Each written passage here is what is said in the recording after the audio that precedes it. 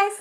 So, unfortunately Becca had to work today, so I am going to be a little bit lazy and kind of walk around town, maybe get some shots of the North Adams area. There's also this cafe that I checked out with Becca last time I came to visit her, and I absolutely love it. So I'm going to be heading over there. It's called Brewhaha. So we'll be checking that out too, and maybe something else, we'll see.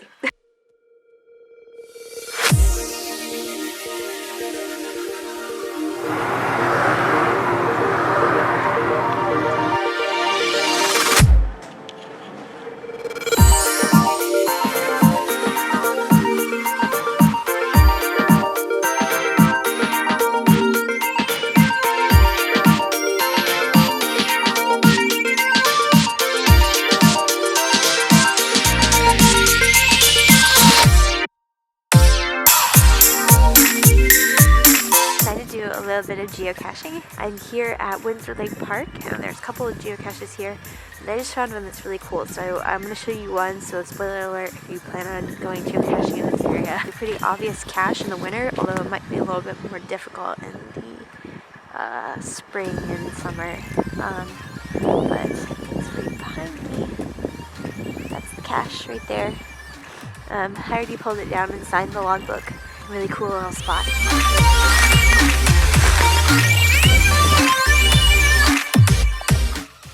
The second geocache was a lot more trickier. Easy to find. Pretty much knew where it was. I could see it from afar.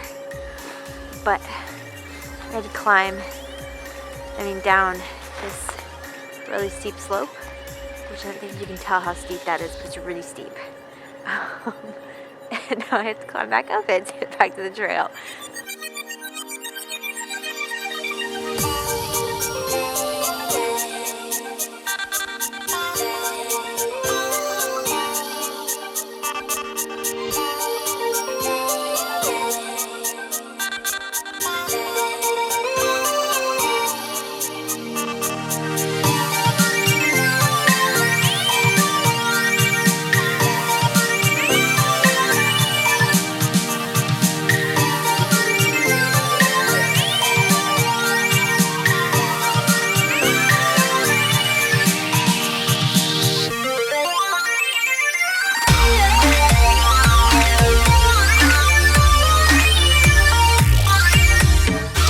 Now I am walking up to Natural Bridge Park, State Park. It's closed for the season, but there's tons of footprints everywhere. So you normally could drive up to the top of whatever this is, the hill or mountain, and then park up there. I haven't seen what it's like yet, but I parked down at the gate and I'm walking up. And as I'm walking up, so as you would be driving, you can see like the river is right here next to me, and there's all these really little cool like cove areas that are filled with ice. Kind of similar to what I was seeing yesterday, but the ice crystals are forming just a little bit differently.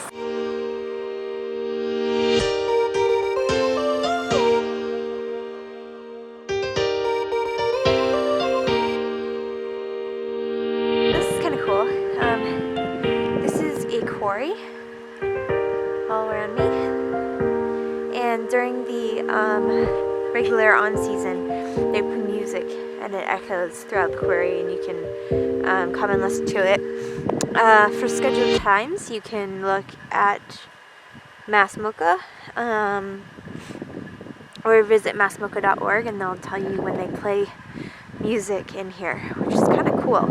I guess the sound reverberates off the rocks. Part of the park, it's kind of like all a maze. There's all these different ways you can go. So I'm trying to figure it out.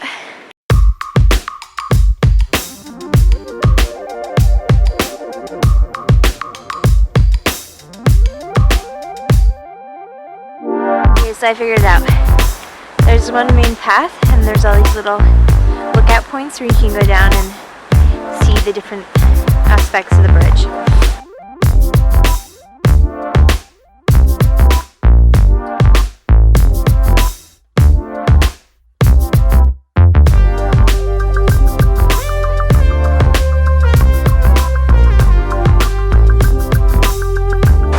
There's the water. It goes underneath the bridge.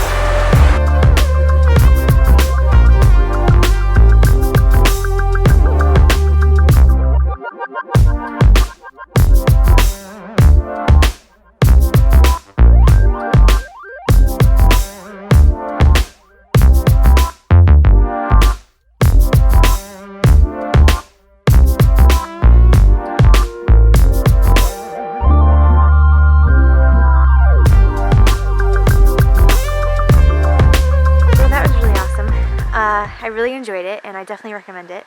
I can see why they close it down in the winter, just because there is a lot of icy areas, a lot of snow areas that they would have to maintain and upkeep in the winter, and there's just not enough visitors to make that worthwhile, like the budget into it, I'm sure. But it's still a really awesome area. I bet it probably gets pretty crowded in the summer, I would guess, just because it's a very small area. Like there's picnicking areas away from where the water is and everything, but where the actual natural bridge is, there's not a lot of space. So I don't know how busy it gets, but I can imagine it might get a little crowded at certain times of day and certain times of year. Still definitely worth seeing. Glad I came out here. Glad I walked up the hill and the mountain and all these stairs. By the way, all those stairs, very icy. But I enjoyed it, and there's supposedly a geocache somewhere around here, so I'm going to try to find that next.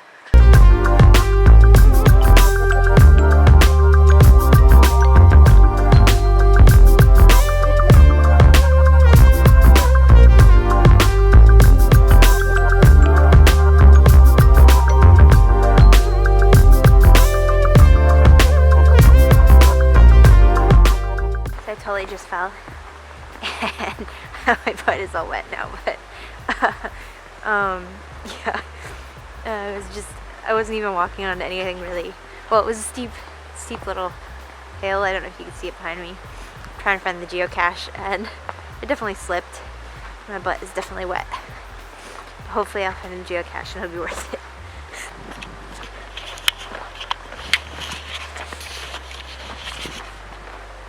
Okay, so unfortunately, no geocache find. I really tried, but the area that it's hidden in was full of ice and snow, and I just couldn't find it. I dug around for a little while, but if you don't know where you're digging, you waste time digging out one spot and then it's not there. So mark that one as a do not find, and maybe if I come back in the summer, I'll try to catch this one. That's the downsides of geocaching in the winter. But I'm walking back to the car now. I got the lovely river. You can see that. Got the river next to me, so it's really nice.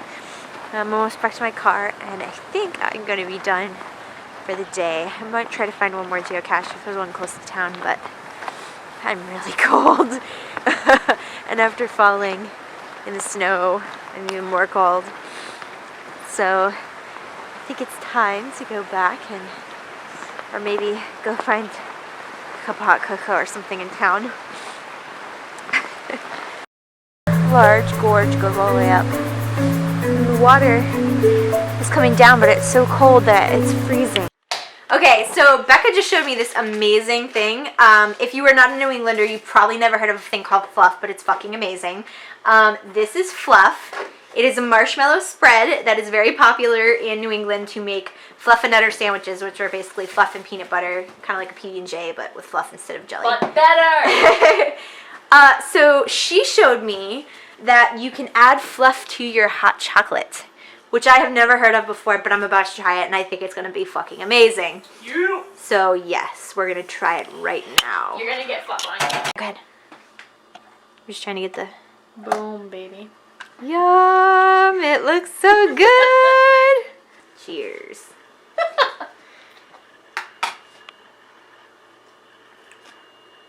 Oh my god, that's amazing! New addiction!